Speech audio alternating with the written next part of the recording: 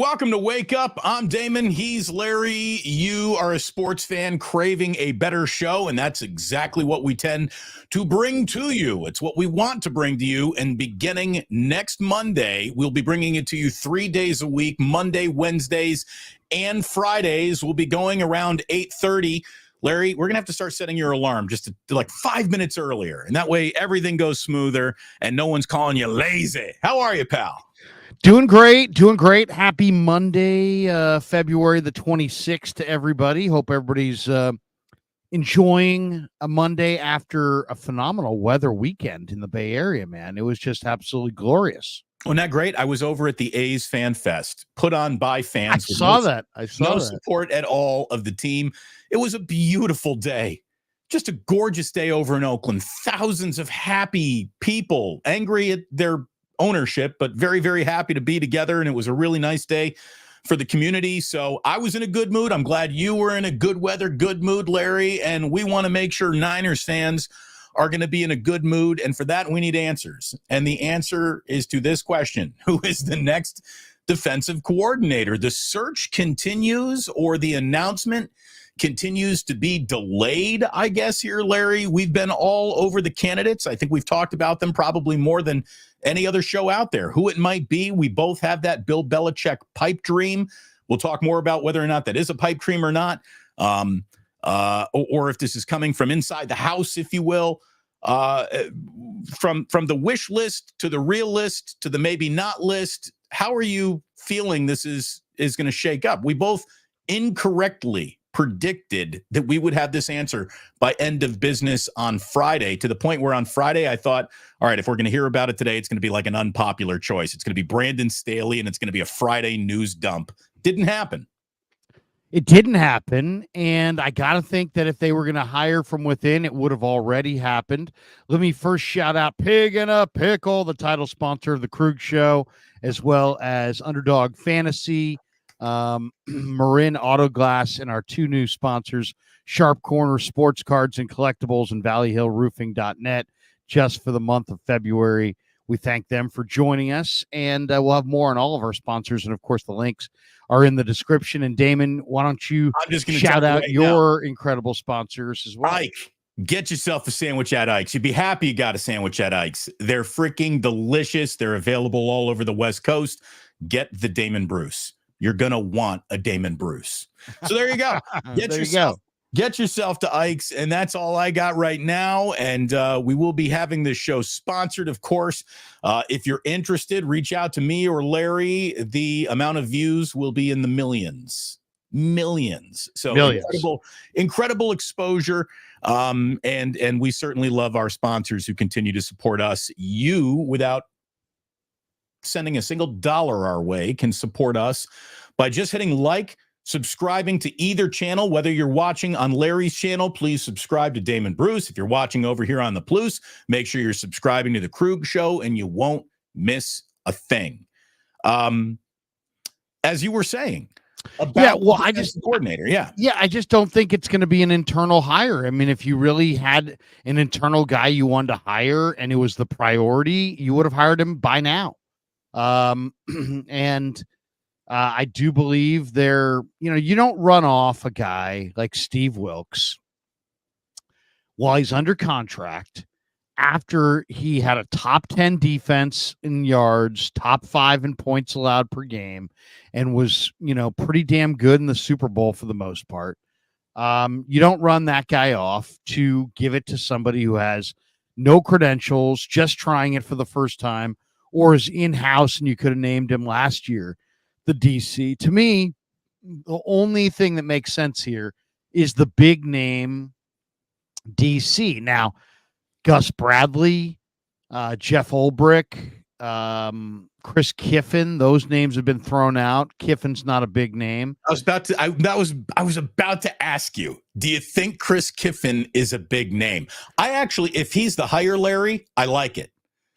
He's not a big name, though. He could be, but he's not on that real wish list that involves Vrabel, Pete Carroll, Bill Belichick, Ron Rivera, if you even want to put his name on the list. I don't think that's really going to be an option, though. He is a big name from the standpoint, Damon, that he's connected to a big name. And Chris Kiffin is very connected to Azeez Al-Shaair. And if the 49ers want to land Al-Shaair, maybe Kiffin is their ticket to bringing him back. But you're right. In and of itself, Chris Kiffin is not a big name. But Bill Belichick is. Gus Bradley is. I don't know if Jeff Ulbrich is, but and I don't know that Ulbrich they'd have to offer him the assistant head coaching job because he's the DC in New York with the Jets right now. You can't do a lateral move type situation in this deal. So, yeah. So is it Vrabel? Is it Belichick? Is it Carroll? Is it Gus Bradley? Is it Chris Kiffin? I don't know. I'm not sure who it is, but I do think when we hear the name, it's going to be a bigger name and not a smaller name. That would be my guess. Yeah, I'm leaning in that direction too. Any movie, Larry, any movie that involves a jury decision, there's always a scene in every movie that involves a jury where the lawyers are talking to their client and they go over, well, the amount of time it takes to deliberate is either working for us or against us, right? The amount of time this jury is out is a good thing or it's a bad thing. Which is it? Do you attach any good thing or bad thing to this taking longer than I think both of us expected it would take? Do you drift into it means they're already, knocking on a second door on choice B or C? Or do you think it's just a high-level negotiation and these things take time? As you said, there's no way they let go of Steve Wilks without a plan. It feels like it wouldn't take very long to execute that plan, at least not this long. So is any of this sitting on well with you at all? No, I mean, I've been talking Belichick for over a month. And I really believe that they offered him the job. And Peter King went on the radio last week, and we'll talk more about Peter today because Peter announced his retirement today.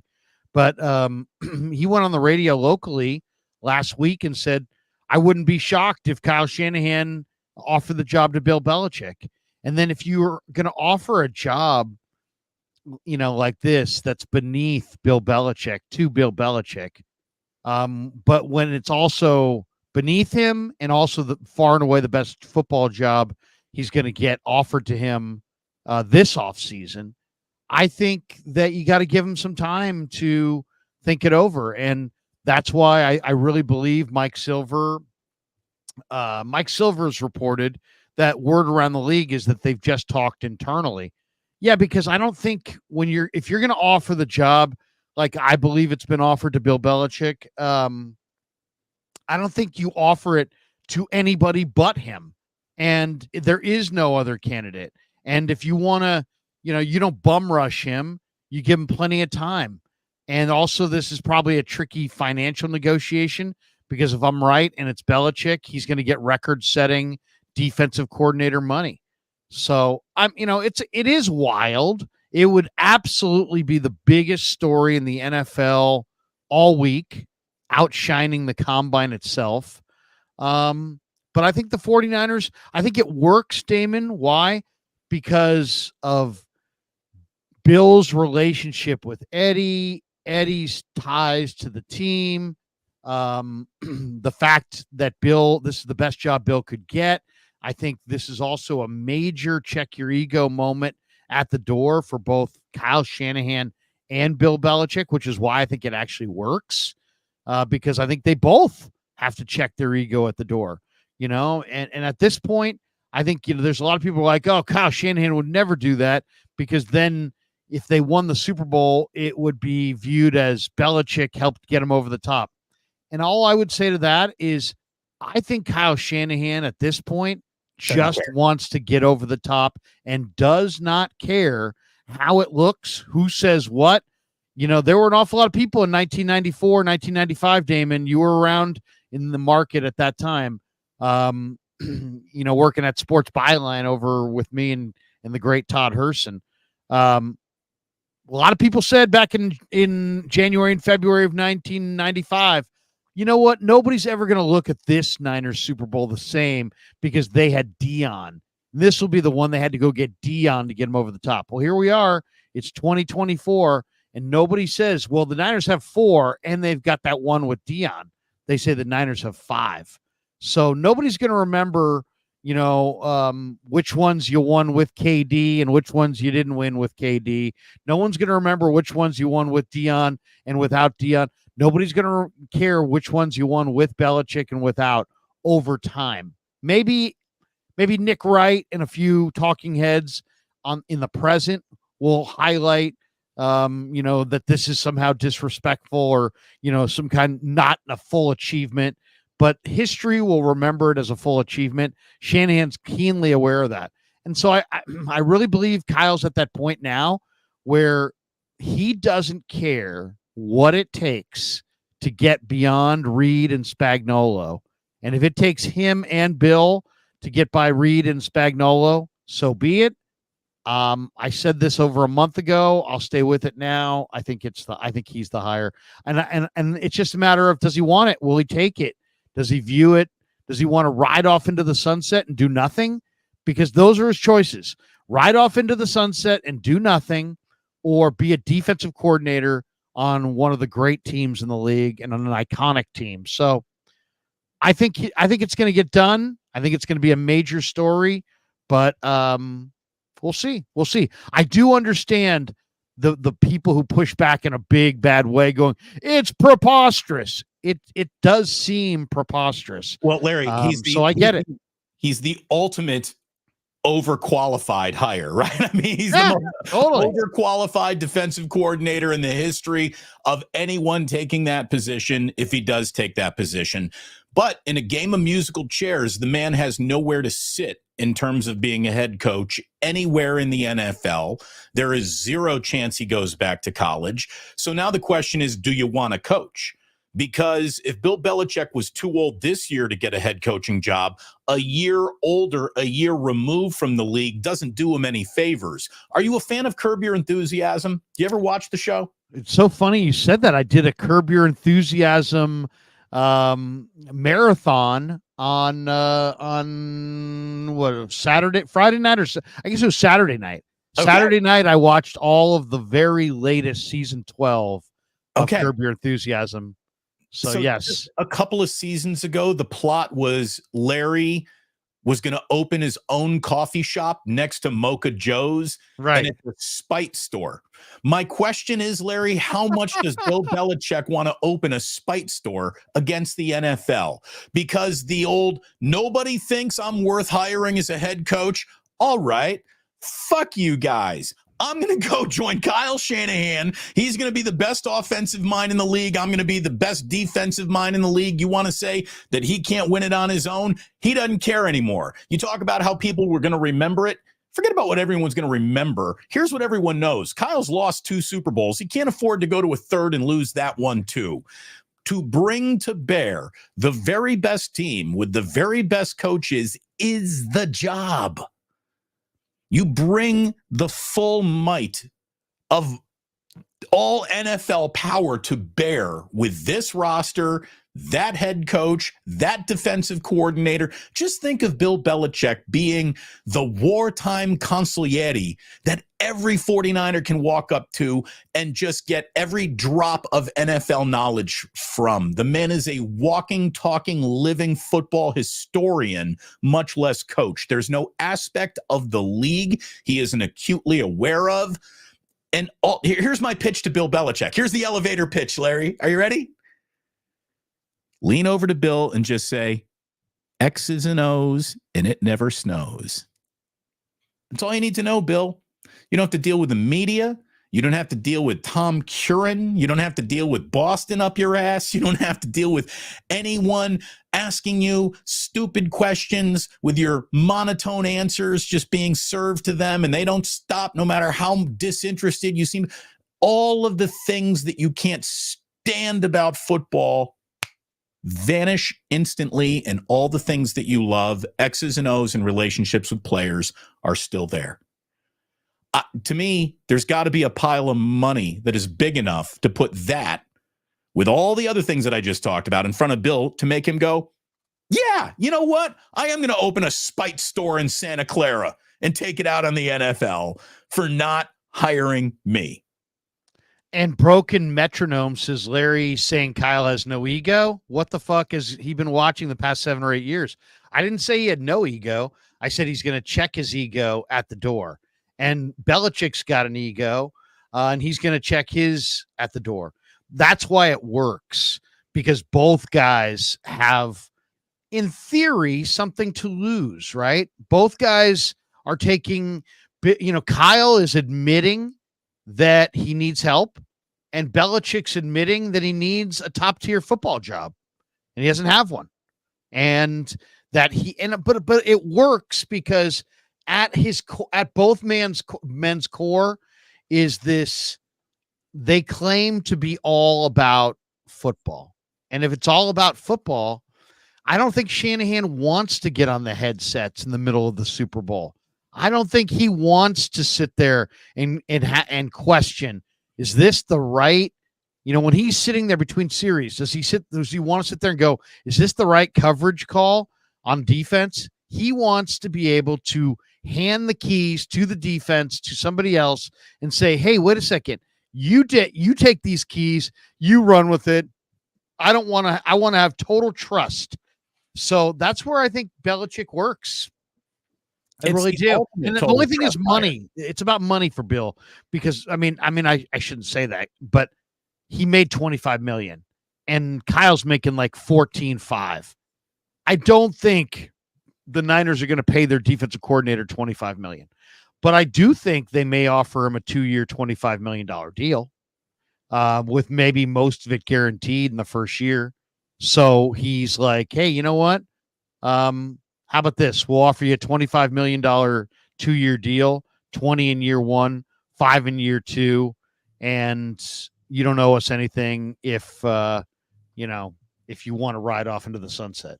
Therefore, he gets close to what he, was going to make as a head coach this year, which is record-setting DC money. And, you get your guy. And I think, it makes sense for Kyle right now. It makes sense for Belichick right now. And it really makes sense when you look at the 49ers roster, because Bill Belichick is a great defensive coach. They need to retool their defensive line, and they need to coach up their secondary. And that's really a big thing. I mean, you look at that secondary, they've invested in young players here. Luter, Jair Brown, even Mooney Ward's not very old. Hafanga's young. Womack's young. Ambry's young. Demo's young. I mean, they've got 6 or 7 young DBs. They probably need to draft a couple more in this draft. The other reason I think this works is the Niners, maybe you get a guy like Belichick to bring in Kyle Duggar with them, and or a Josh Oshie, I should say.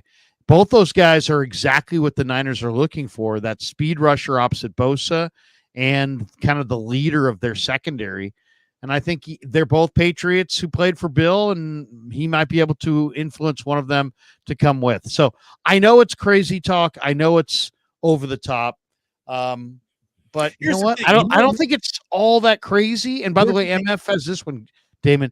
Kawakami just now. Industry sources last week thought the 49ers would have been ready to announce a new defense coordinator by now, but there's, quote, obviously been a bit of a delay and some potential things to sort out. So we shall see.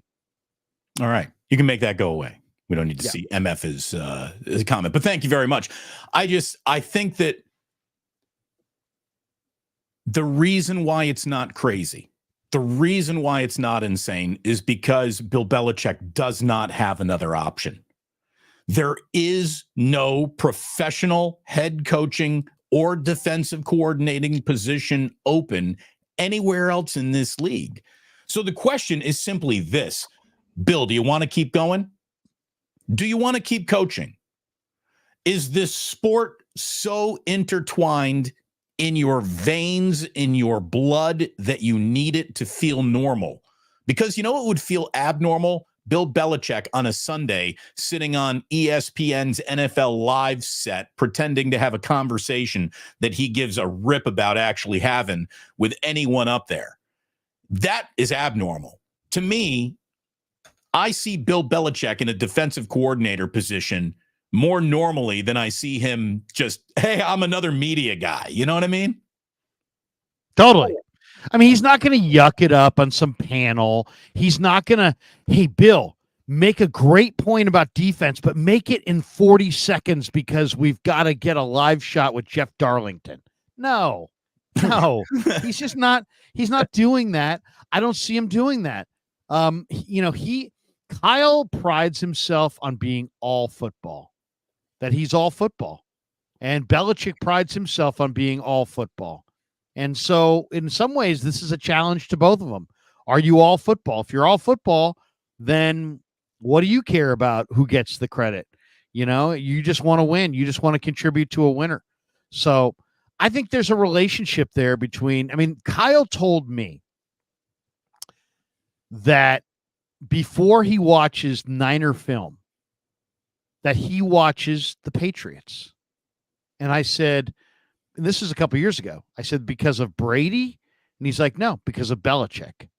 So he watches Patriot defense every week to look for innovative and interesting defensive coordinator things. Okay. Kyle also told me, I think it was 2 years ago now, that, and I forget the context, but it was like he volunteered this.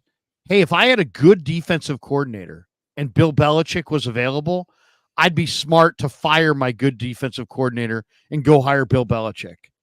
And then with Belichick already gone through all the coaching interviews and the cycles open and closed, Shanahan gets rid of a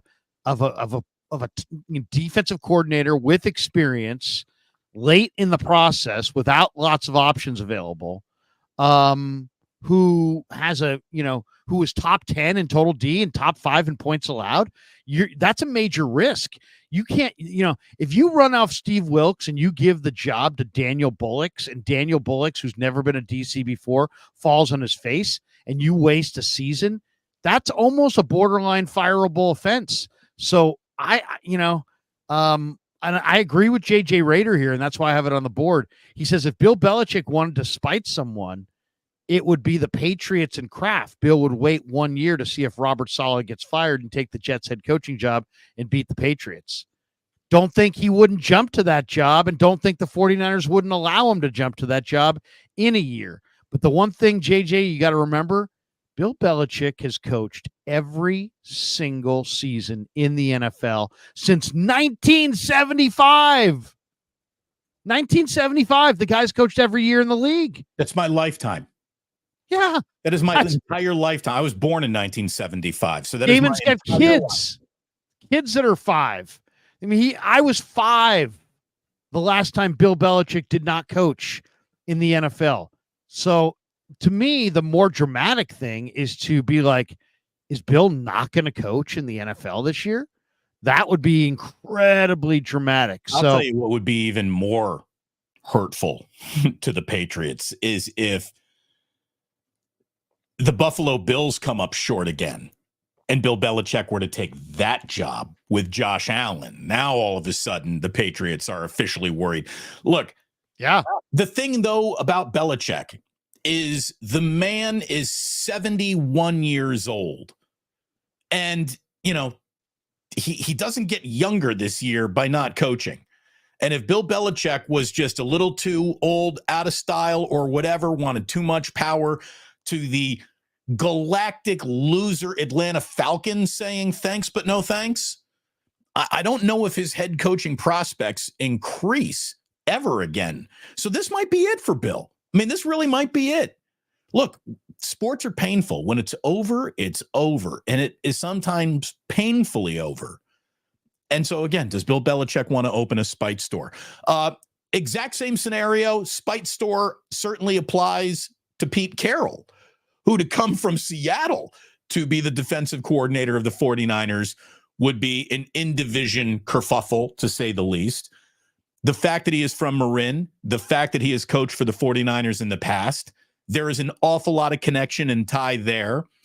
Even though he is older than Bill Belichick, he's still got that young man joie de vivre about him. And again, Pete, if all you want to do is chew gum and yell at linebackers, this is a job for you. Yeah, it really is.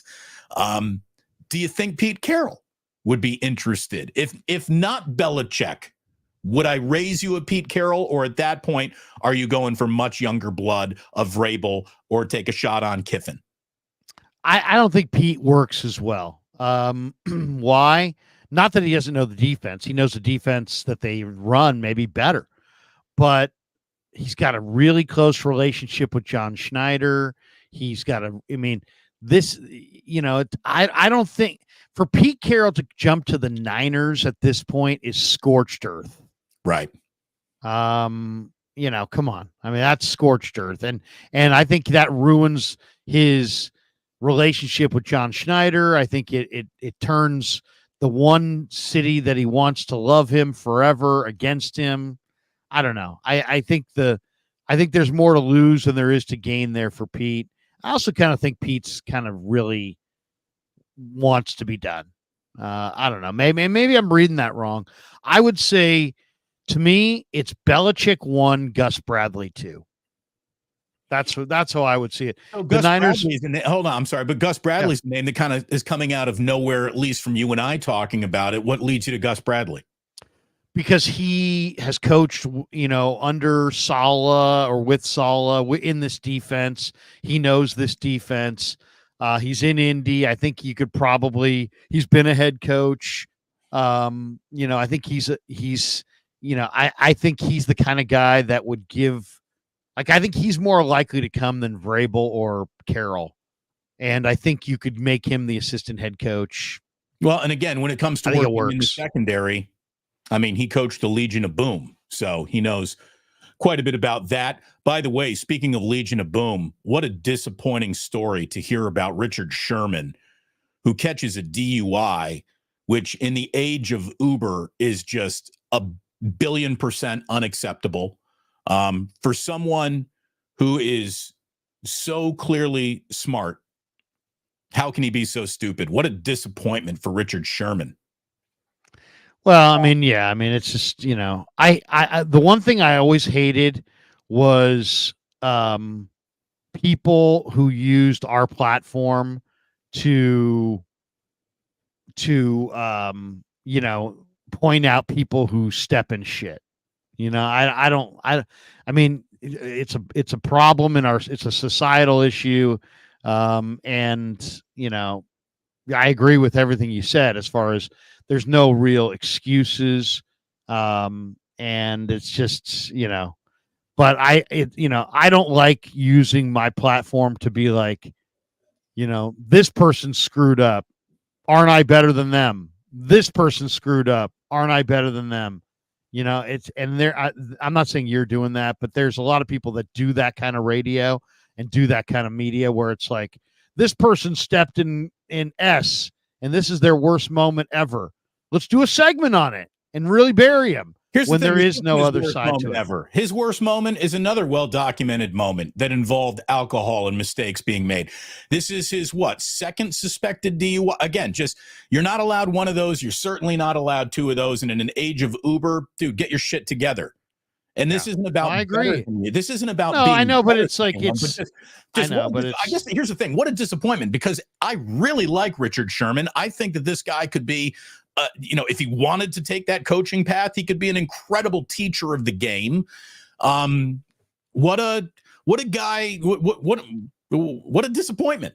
I mean, it's just. I hear you. Yeah, I'm not trying to bury the guy, but it's absolutely pathetic that when everything that you ever needed to not get a DUI is a button on your phone, and you can't bother pushing a button on your phone, I do sort of put you into the.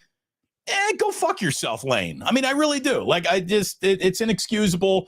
I had a friend of mine who was killed by a drunk driver in high school. So this is a sort of a zero wiggle room issue of mine. So I can't believe he did that. So I hear you. there you go. Sort of a tangent there. Didn't even mean to talk about Richard Sherman. Just popped up because I said Legion of Boom. But you were talking about Gus Bradley. Probably not going to be Pete Carroll. Everyone is waiting around thinking it might be Bill Belichick. What about Chris Kiffin, though? Because I think Chris Kiffin, a guy who was in-house with the Niners, left. And I kind of like that, Larry. I kind of like the guy who, yes, I was here. Then I went on to do my own thing, and now I want to come back because I'm ready for this job now. I don't think it's a bad idea either to align the coach with the single best position group on the team either, and that might be these linebackers. So to have Chris Kiffin, who is a linebackers coach, come back from D'Amico's Texas team, the Houston team that was very impressive this year, I like it. I like his age. I like his youth. I've liked the fact that everyone who worked with him with the 49ers seems to have a glowing review, and they missed him when he left. I really think that Chris Kiffin is probably the most likely hire of them all. Well, it's interesting. He's, okay, so he played defensive tackle at Colorado State. And of course, his dad is Monty Kiffin. And Monty Kiffin was the DC of the Buccaneers when John Lynch won the Super Bowl. So there's a trust, between Kiffin and Lynch that goes way back. The question is this: the only time Chris has been a defensive coordinator was 2017, when he was at Florida Atlantic. So that you're running off an established NFL defensive coordinator off of a pretty successful year to hand the job to a 42-year-old guy who's never been a defensive coordinator in the NFL before and is currently the linebacker coach for the Texans. So, I think he's an interesting name. It's obviously he's involved in a coaching family. Shanahan's involved in a coaching family. He's got every Kubiak who's ever been born to Gary and his wife has stopped by the Niners staff. So obviously he believes in football families and that kind of thing. And Kiffin would go along that line. But to me, even though I like Kiffin and I think Kiffin would make sense, especially if you're going to pursue Azeez Al-Shaair. Why? Because it was Kiffin who found Al-Shaair at Florida Atlantic and brought him to the Niners. The only thing that they need to get Azeez Al-Shaair back on this team is a plane ticket. That guy showed up to a playoff game. He wants to be back on the 49ers. Oh, no, there's no question. There's no question. But I'm not. But Chris is the guy. I did an interview with Azeez that's up on my YouTube page from last year, where I asked him about Hulk coming to the Niners, and he had this relationship with Chris, and that was the key. So that if Azeez is in their designs and in their plans, then Chris makes some sense. But it's still a monumental risk to run off Steve Wilks for Chris Kiffin. It's not like you're sitting there. Wilks has greater credentials for the position than Kiffin does. So it's, I like Chris Kiffin. I think he would be a good fit for what they do, but I think I would say Belichick 1, Bradley 2, Kiffin 3, and then maybe Ulbrich 4. That's how I'd rank him. Brandon Staley, yes or no? No. I Brandon Staley defense either quit on him. Probably quit on him, really. I would say no to Brandon Staley. Yeah. Anyone who gets 60'd by the Raiders feels like a no, right? It feels like it's got to be a no. It feels like there's other issues there. Yeah. So there you go. That is a 35-minute opening salvo on the defensive coordinator situation that the Niners hopefully have ironed out by Wednesday, Thursday. They can't wait till Friday to get this done. It needs to happen because there's a lot of other things that are going to come up quickly on the NFL calendar, namely the combine and the draft. And you'd obviously like all heads together in the room thinking in the same direction before that stuff happens. Hit like, hit subscribe, whether you're watching on my channel or on Larry's channel. Make sure you're subscribing to the other channel, and that way you don't miss a thing. It is great to have you here. Wake Up is becoming a 3-day-a-week extravaganza starting next Monday. We're going Monday, Wednesday, and Friday, weekly wake-ups, Monday, Wednesday, Friday, going forward, starting on Monday of next week, which follows Sunday, Larry, which is Plus Mania 3, The Revenge, at the Halfway Club on Geneva. I'm going to be there. A whole bunch of my viewers and listeners are going to be there. And Larry, you're going to be there too. We're very excited to have you back. I know you made it out for Plus Mania 2. Invite all of your folks, all of your people, all of your crowd into the Halfway Club on Geneva. Let's fill the bar up. My buddies just opened up this great bar, great food, great drinks, and it's going to be a fun day of hanging out when there really isn't anything going else on a Sunday.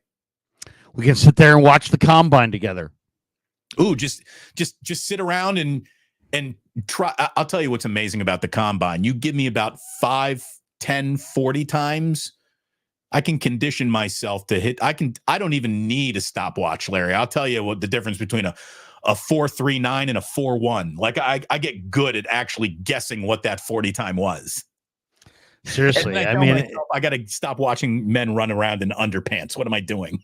Well, and it's so funny because it's like, it doesn't mean just because you work out well doesn't mean you can play. The combine, to me, should be like the haze in the barn. I mean, you're already, you've already decided who you like and who you don't like. And to me, the combine's real value is more about the medicals and the interviews. And the interview. We don't get a chance. We're not privy to the medicals and we're not privy to the interviews. But I think those are the highlights of the combine. And then other than that, it's nice to see these guys against a constant backdrop and see, how they measure out and everything. It's interesting. But once again, I think the Ravens do the personnel thing as well as anybody. Why? Because Ozzie Newsome has a philosophy and he's passed it to Eric DaCosta. And that philosophy is don't get caught up in the combine and just, draft great college football players and then hope they transition to the NFL. And that's what they do. To me, it's about the film, just straight up. If you didn't put it on the film collegiately, you're certainly not going to do it at the next level. And no matter what you may, but don't, I agree with you. Don't for every one guy who sucked in college and then put up an awesome combine, I'd rather lose out on that guy than, start pretending that college football games didn't matter. Yeah. I just think that there is merit to the combine for sure. And measurables are important. But again, are we tracking things because we can, or are we tracking things because they're important? And it's almost like we have too much information and that cloudies the judgment. Go to the game film. If the guy's making a lot of tackles, you should probably draft him over the guy who might be 0.2 of a second faster in a 40, but doesn't make a lot of tackles, So that's the way I feel about the whole thing. It is a player's evaluation is the entire wrapping paper of the Christmas present, right? The combine is just the bow on top. It's the last impression that the player can make on teams that are candidates who are interested in that player, either through impressive physical workouts, a great interview, or just, I don't know. It's amazing. The decisions to draft guys at the combine come from like happenstance conversations more than they even come from the formal interviews. It's just being around the NFL and that level of media attention reveals an awful lot about a player's ability to handle the white hot microscope that comes with being drafted to an NFL team. So, look at it too. Look at it. The combine, Brock Purdy went there and nobody noticed. Who? But Zach Wilson rolled to his left and threw with his right arm a dime down the field, and he became the second pick in the draft. So the images are valuable, but just remember, and I'll talk more about it because I've got a point to make later on the combine. But it's, to me, it's like, if you do know that a guy was a great college football player, right? to me, it just cements things.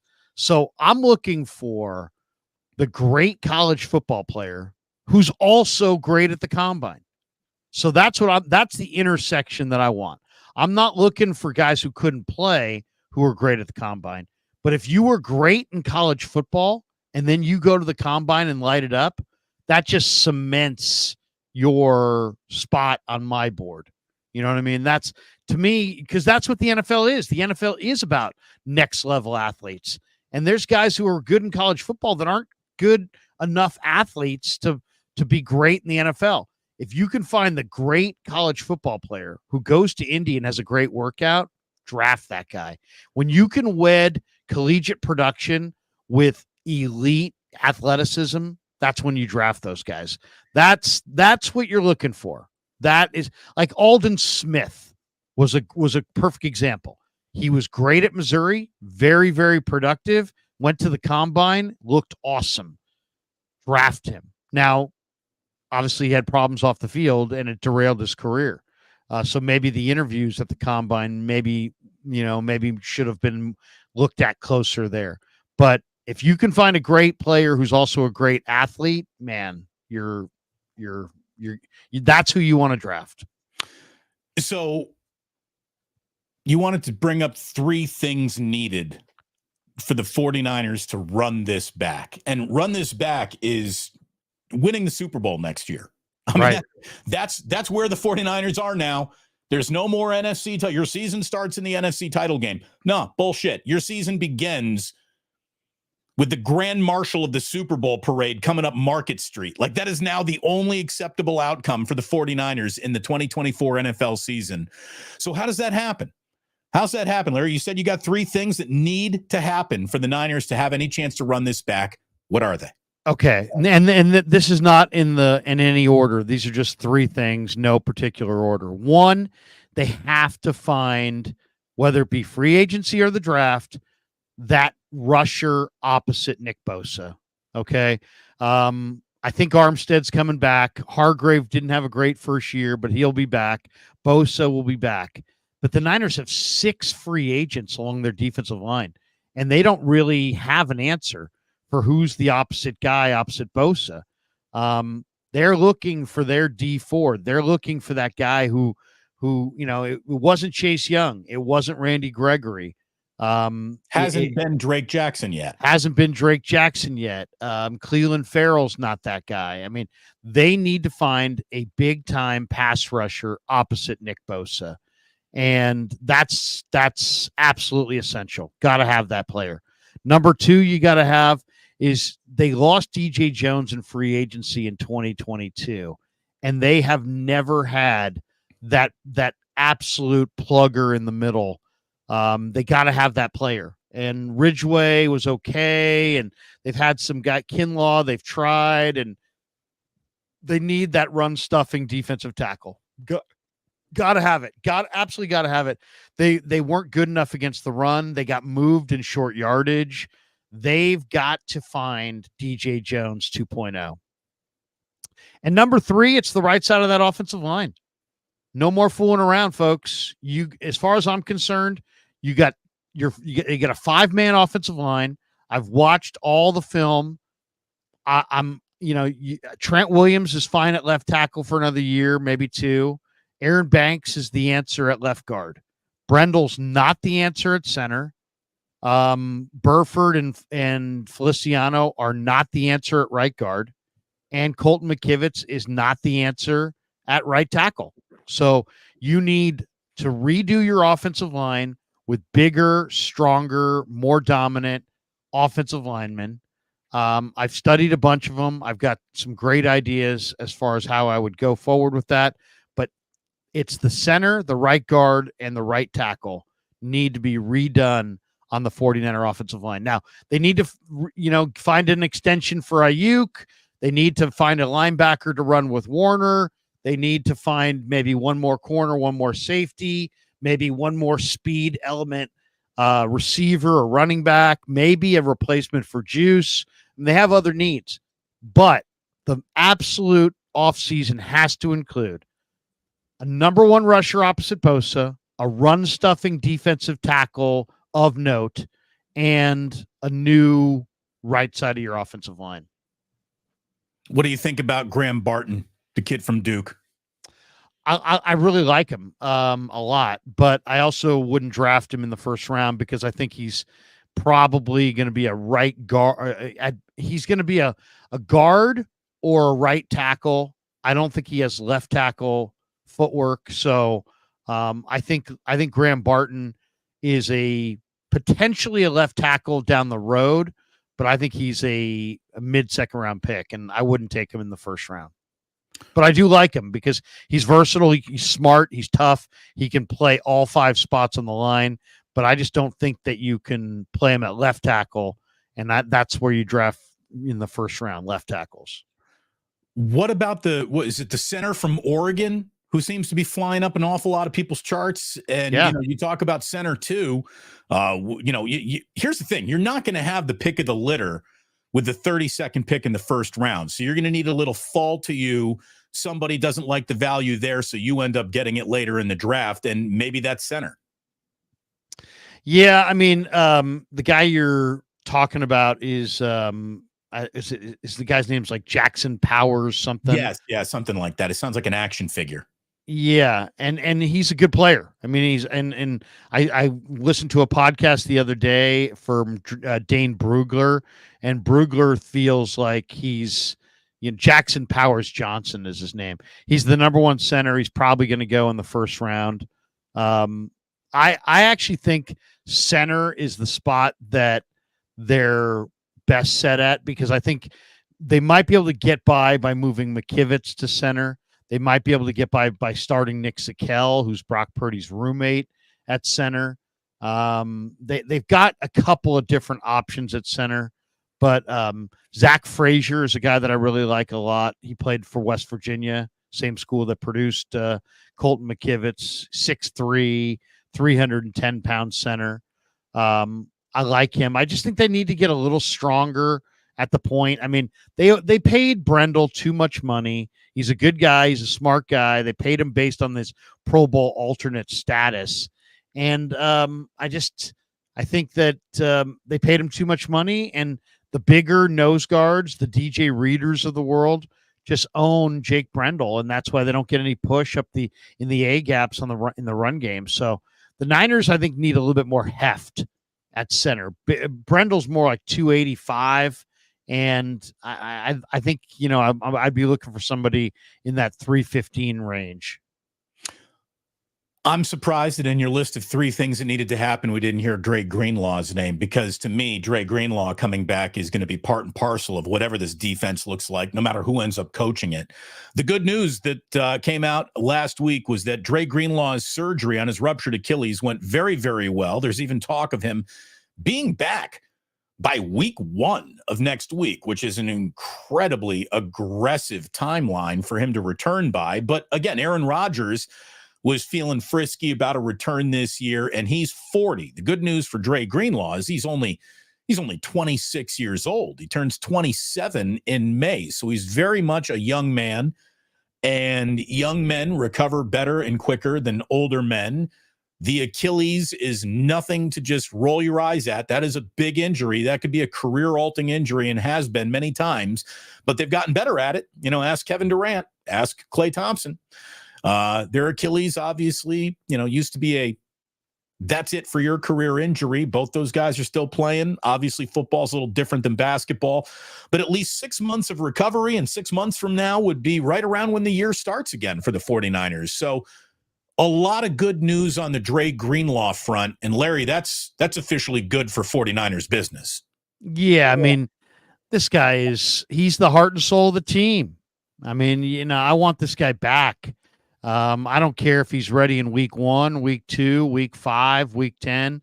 He's entering the final year of his contract. He's scheduled to earn $8.7 million in salary and bonuses. None of that money is guaranteed. If he's still on the roster April 1st, $2.5 million of it becomes guaranteed. $2.1 million is what he would make in the CBA mandated injury protection if the Niners release him, and he was unable to pass a physical So if they release him before April 1st, they save $6.8 million in cap space, and the 2.1 injury protection money would not hit their cap until after the season. So, I mean, a lot of it's about, I mean, this guy, Greenlaw, is a stud. I mean, he doesn't turn 27 until May. He's had back-to-back 120 tackle seasons. He's the heart and soul. I mean, I threw out, will the Niners bring him back? Because I was reading the Graziano piece saying that, dealing with the cap, but now that the cap is as high as it is, I think it makes all the financial decisions a little bit less urgent, a little bit less pressing, but I expect Greenlaw to be back. But I also think that, maybe signing a guy like Aziz Al-Shaair as insurance might be a really smart way to go. If not, Al-Shaair, there's a bunch of guys in this draft class at linebacker, including Cedric Gray from North Carolina and Kalen DeLoach from Florida State, who I really love. But none of those guys are Greenlaw. So yeah, Greenlaw is a major part of their team, and I would absolutely try to bring him back, even if you have to make some tough decisions to do so. Hit the like, hit the subscribe, hit notify, and don't miss a thing. Damon Bruce, Larry Krueger, Wake Up is going 3 days a week, Monday, Wednesday, and Friday, beginning next week, and we hope you plan on making us a part of your daily routine. The goal is going to be a show that is from like 8:30 to 9:15, a tight 45-minute to an hour-long show that fits into your morning, that fits into your lunch break, that is perfect on the ride home, when you're coming home from work, wherever you need us, you'll be able to find us, available on podcasts, and of course right here on YouTube as well. When it comes to putting a team together, Larry, there's more wiggle room than any 1 year over the last year in NFL history. The NFL salary cap explodes by $30 million this year. The cap for all teams will be $255.4 million. Adam Schefter says it's because all the COVID math has pretty much been settled, and the extraordinary media attention and revenue of the last couple of years has officially come to bear. And this is incredible. In 1994, the salary cap was $34.6 million. That's when the NFL was a mom and pop operation compared to what it is now. A $250 million salary cap. That better mean Brandon Aiyuk returns, as far as I'm concerned. Like, right there is get the Brandon Aiyuk deal done in that one move alone. That's the way I see it. Well, I mean, it definitely, I see it the same way. I mean, and this, I guess, so they announced that the salary cap is jumping, as you said, 255.4. It's up over 30 million. Last year was 224.8. Pelissaro tweeted out that the increase is a result of full repayment of all amounts of advance monies by the clubs and deferred by the players during the pandemic, as well as there's been an extraordinary increase in media revenue for the 2024 season. So that gets the cap up. Everybody thought it was going to be around 245, 250. Instead, it's 255. Yeah, I mean, this makes it so that you can do a few more things if you're the 49ers and you're not quite hugged up against it. You don't have to make such crushing, crucial decisions. And you can kind of look, run it back this year largely with, when I say run it back, I mean, you don't have to move off of Aiyuk. And yet I still think that it will be interesting to see. I still don't think it's a slam dunk that Aiyuk is back. Why? Because it's pretty clear that Justin Jefferson wants to reset the receiver market. And it just seems like there's always teams that have a hard time paying receivers. We saw it with A.J. Brown. We saw it with Devontae Adams. We saw it with Tyreek Hill. I think it's likely the Niners re-sign Brandon Aiyuk, but I won't say it's for sure. They still have to finally have a consistent 1,000-yard receiver and walk away when you're an eyelash away from winning a Lombardi. I mean, it's just, you talk about like, it's the wrong time to walk away from Robbie Gould. Dude, screw your kicker. This is Brandon Aiyuk we're talking about. Like, it's the wrong time to walk away from Brandon Aiyuk. 27 years old, prime of his career, peak of his powers, totally is something with Brock Purdy. There is kismet there. You don't break that up. You just don't. I hear you, but you're also talking about a receiver who you would be paying. If you paid him what he's worth in the open market, you're paying $50 million to two wide receivers. You're dead last in the NFL in pass attempts. Well, but you shouldn't be more than, right? You should. Okay, but you also just played three playoff games. You just played three playoff games where Brandon Aiyuk got 3 catches in each game. So you got to start utilizing this guy a little bit better than they have either way. I mean, I agree with all of that. The fact that you can throw some serious man coverage on Aiyuk and Debo and have so much success with it is another show. You know, that's something that Steve Spagnuolo found out too. You press these guys hard. They're not who they hope to be in a lot of these games. But I still think he is, whatever Brandon Aiyuk might be to the league, I don't know. What he is to the 49ers is their best wide receiver by a full-on country mile over Debo Samuel. So I wouldn't say goodbye to a guy like that for several reasons. But you have to, it's a negotiation. I mean, you have to see. I mean, I have no idea what he's asking for.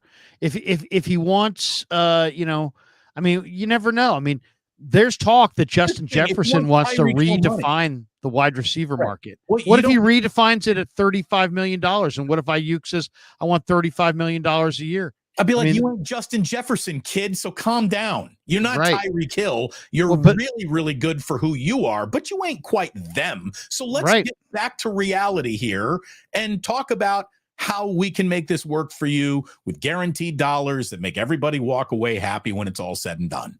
Yeah. I think they're likely to get it done, but I don't know what he's asking for. I know that Parag's a tough negotiator. I know that that he tries to save every penny at every turn, and that he's not an easy guy to deal with in these negotiations. He's formidable. So, it makes me think, based on the dialogue coming out of the Aiyuk camp, Damon, it makes me think that they've already exchanged numbers and are dramatically apart on what the two sides are looking for. Otherwise, I don't think I would have heard Aiyuk's, brother and sister coming out saying, this is he just played his last game in San Francisco and he wants to go to Vegas and he wants this and he wants that. We'll see. I would say this. I would be prepared to go either way. If he wants some ridiculous $35 million a year, some crazy amount of money, and I don't think he's worth it. Yeah, there's a walk away. There's a walk away. And there's so many receivers out there, both in free agency and the draft, that you could walk away. I mean, when I say walk away, you don't have to do anything right now. You could roll this into next year. Now, you got to have a conversation with him, because the last thing you want to do is make an internal decision to deal with this next year, have him not be on board, not working out.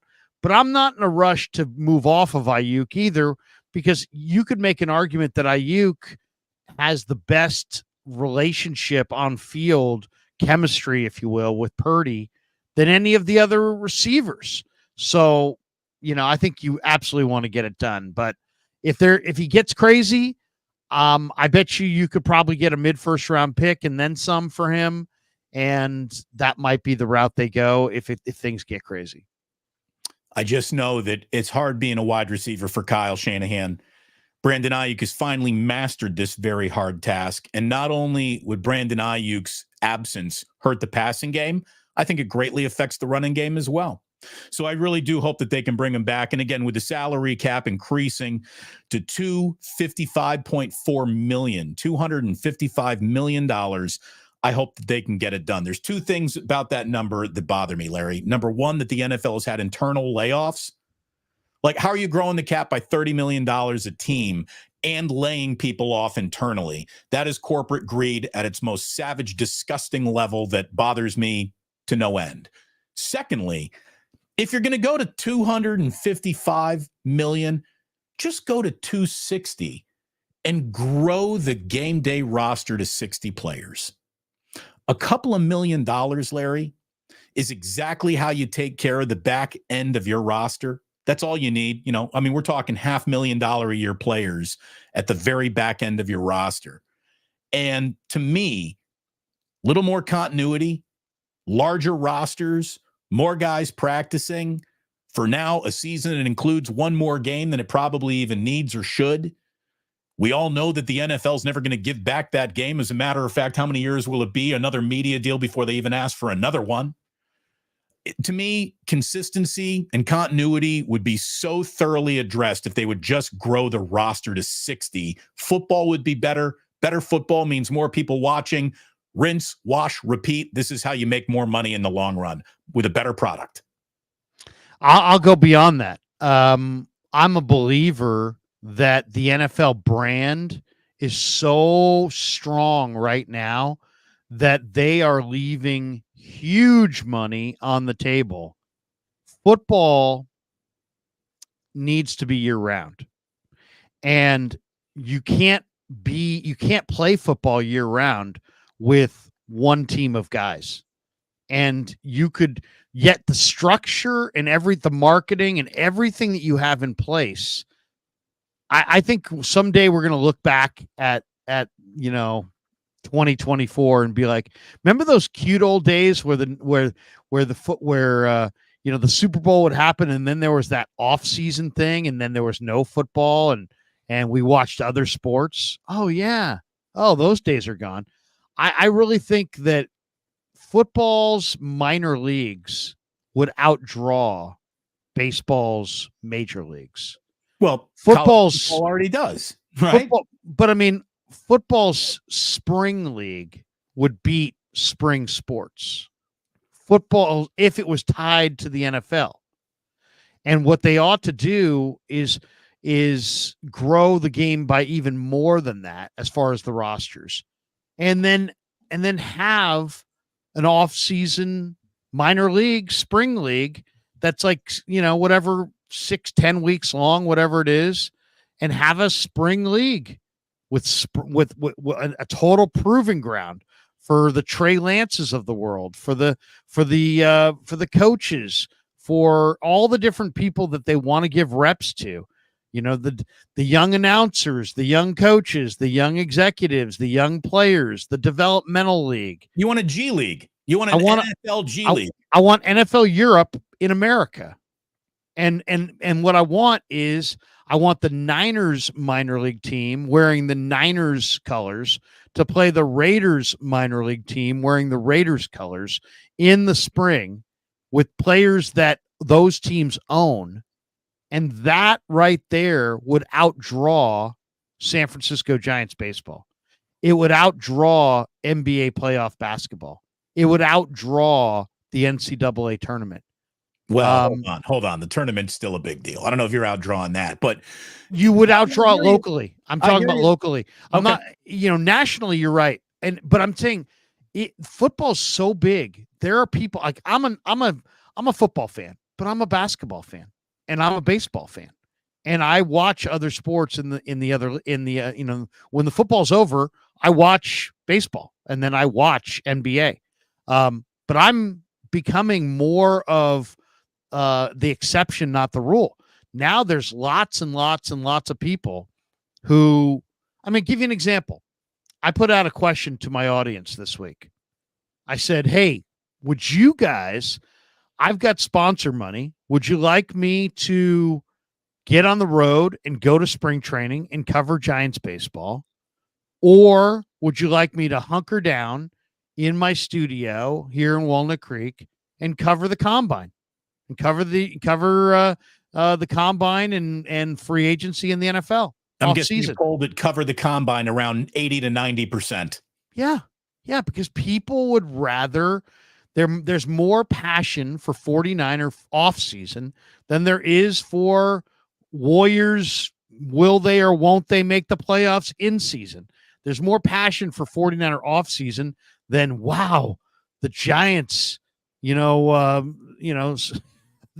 Giants, baseball is here, and let's go check out, the Giants, and can they add a player or two to their team? Today they signed, who did they sign? Nick Ahmed, the veteran shortstop. Dude, if I do a video on Dre Greenlaw's knee versus the Giants just signed Nick Ahmed going to get like 480 views. Dre Greenlaw's knee is going to get like 10,000 views. Right. Yeah. So I've realized that too. I've taken a risk today with my 11 a.m. show. My thumbnail is Warriors based, which is probably going to nuke that audience before it even begins. You know what I mean? Because it's just not hey, this is football. Come and watch football. I'm going to be talking about Curry and the Warriors and the Nuggets last night. And I had a great show the other night, Damon. You know how I get together with my basketball crowd. Yeah, I watched a little of it. You had you had a fraction of the audience that Cyrus was in the house. Yeah. Frank Red, Carl Foster, all the guys. We had some great dialogue. Went on for a couple hours. It got 300 people in the room, 280 or something like that. If we have almost 1,000 sitting right here, right now. So I mean, it's just football is big, and minor league football does not work. We don't want it.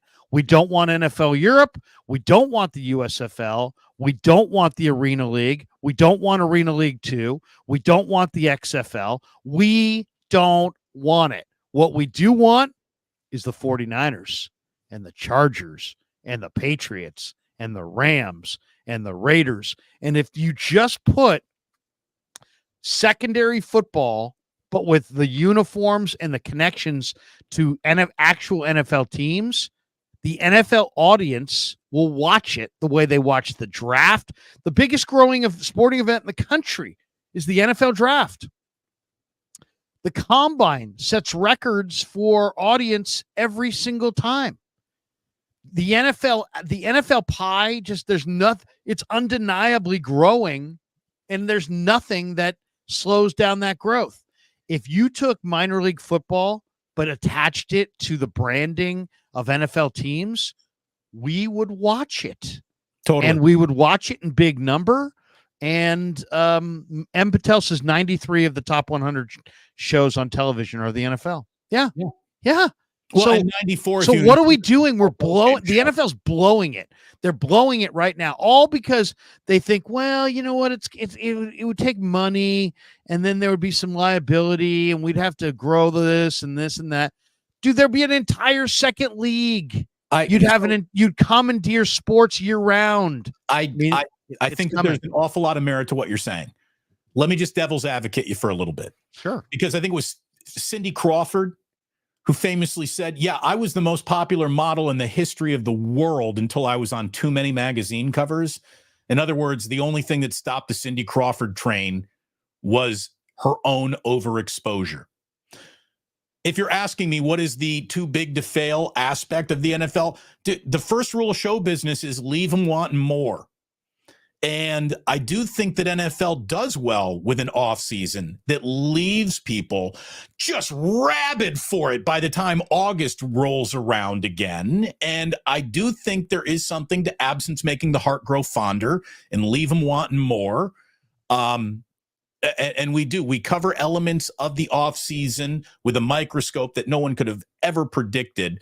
But I also think on just a, hey, kid, how's your body standpoint, a lot of these guys need an offseason. You do understand, though, we're not talking about the same players. Right. We're talking about junior varsity NFL, all prospects. Well, like Jalen Graham did not play. What did you just do to college football? Is college football still a thing? I think college football out is absolutely still a thing. There is no college football being played in the time that I'm talking about. I'm talking about a season that literally kicks off in the springtime and is going right now. So, like, you've got all these people. I mean, think about it. You've conditioned your audience to expect NFL football every weekend from like almost like whenever they return from their summer vacation through February now. All I'm saying is you've got that audience commandeered. Keep them commandeered until May. You know, and run this thing simultaneous to the draft. And the draft, you draft guys. None of the draft picks would be in this thing, but you're talking about your secondary. It would stamp out anybody who ever tried to step up on you. So anybody who was ever thinking about secondary football would never again go forward with it because you've got the spring covered and there's nothing left. Right. No USFL, XFL, none of that. USFL, USF, or whatever it's being called next. Right. Yeah, and then what you do, the key is the uniforms and the branding. And what you do is you put these teams all within like 150 to 200 miles of your team. So anywhere the Niners are within 200 miles of them, their minor league teams got to play. Maybe some of them play in the actual stadiums themselves, but within 200 miles. Why? Because you're building like a little regional, popularity. Right, let them play at San Jose State. Let them play in Sacramento. Let them play. Heck, you can make it a barnstorming thing. Let them play all over Northern California. But if you actually had, 15, 20 extra players per team, and maybe you had some of those guys participating who didn't play at all, like all these guys that were on the practice squad practiced all year long, never played. Take your practice squad. Everybody's got a 16-man practice squad and just grow it. Just grow your 16-man practice squad. And you could even grow it in the offseason. You could grow it to 30 and then fill out half your team with those guys and then half your team from guys you sign off the street that you own somehow. And people would watch it. People absolutely would watch it. I know I would watch it. If you said that, hey, the Niners, whatever, NFL 2 team is playing tonight, and I can watch that, or I can watch Warriors Celtics. I may watch Warriors Celtics, but I may not. I may watch that, especially since baseball is so teetering right now. And there's no, really, you're just talking about the NCAA tournament is the only thing that you would go against. But other than that, I mean, baseball's teetering. Baseball's teetering. The NBA regular season, if you had real competition for those eyeballs, would be teetering. Well, look at what the NFL's big. Christmas Day, right? Christmas Day used to belong to the NBA. It fell on a Sunday this year. So here comes the NFL, and the NFL blew it away. Eviscerated the NBA's normally robust ratings on Christmas Day. So look at the All-Star weekend for the NBA. It had the lowest ratings ever. Oh, wait a second. Until last year. Last year was the lowest ratings ever. So nobody cares about that event. Nobody really cares that much about baseball as far as baseball spring training and the beginning of baseball. I love it. Well, I love baseball too. I mean, I don't want to bag on baseball because I actually think the Giants but it's teetering. It's teetering. We'll get to all that in just a second. But you're right. Like, the whole theme of today's show is clearly football is king. The reason why you and I are going to be rolling out Wake Up 3 days a week and starting every single show with the 49ers is because football is king. And Larry, that brings us to our last football topic today, and that is the retirement of the king himself, Peter King. Maybe the biggest piece of NFL news we'll get before the combine is that Peter King is retiring. His Football in America column will be no more unless it is, rebranded under somebody else's banner. This guy's been covering the league for 44 years. He spent at least the last 15 to 20 of them as maybe the single highest profile NFL media member in terms of old scribes, not Adam Schefter, Ian Rappaport, Twitter superstars, but just an old ink-stained wretch, if I can quote Ray Ratto. His columns, his appearances, his weekly interviews that he used to do on my old radio show were always huge ratings winners. Whether you liked Peter King or didn't, you paid attention to him. His name became synonymous with football. He did about as well of a job as being a company guy and calling bullshit on the league when appropriate. He was never perfect, but he was pretty good. He straddled a tough-to-straddle fence very well. He's a Hall of Famer. And at the age of 66, I'm sure he's still going to be around the game somehow, some way. But as a weekly columnist, he is now done. And all I can say is he's done it well. He's done it very, very well. He had a level of connections as a reporter that no other journalist, I think, is ever going to have around the NFL, Larry. His Rolodex, the fact that he was around the league when it was a mom and pop league, gave him a level of access that now if you're coming in to cover football, you are running into the biggest corporate entity in America and things done changed. So there's never going to be another Peter King. And I salute him on an incredible career. Great guy.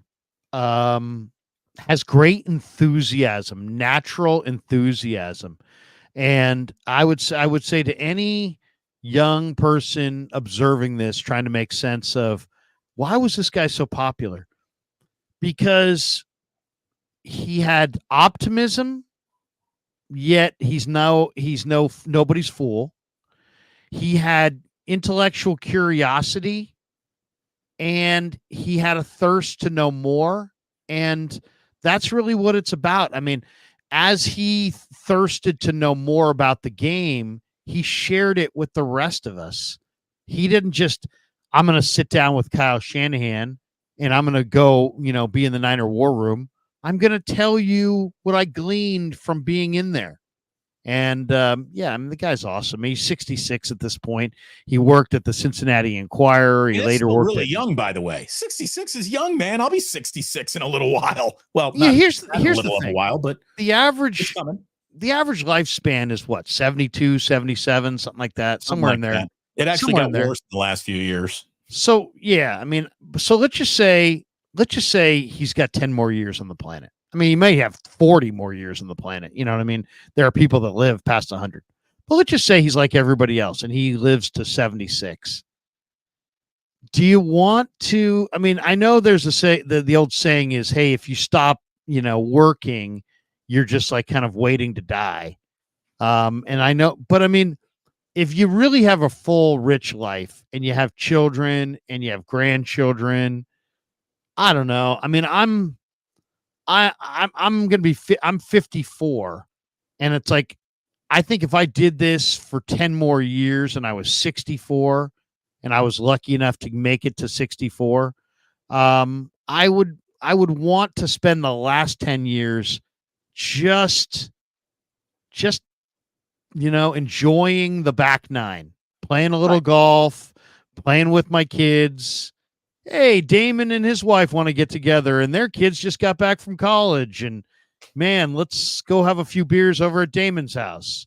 Right. Hey, I'd like between you and I covering football on just Sundays or 7 days a week, like we try to do now. And yeah, I mean, it helped.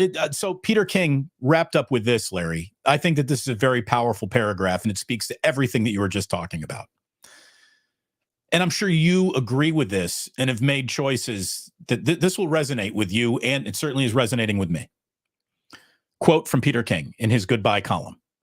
To do this job well, you have to have some selfishness in you, and you've got to miss time at home, lots of it. I don't feel great about lots of those times, but I don't regret them either. To do this job well, it's a fact that some things in your family will suffer. Also, all three male members of my family, my dad and my two brothers, were dead by the age of 64 before ever even experiencing retirement. And my buddy Don Banks, he died at 57 in a Canton hotel room in 2019. All of it matters. And I just think Peter King looked at his own life, his own family, his growing children that he wants to be around more. He looked at the cautionary tale of Don Banks, again, who, sadly passed away in a hotel room, not surrounded by family and friends. And mortality, when your friends start passing away, it gives you a different perspective.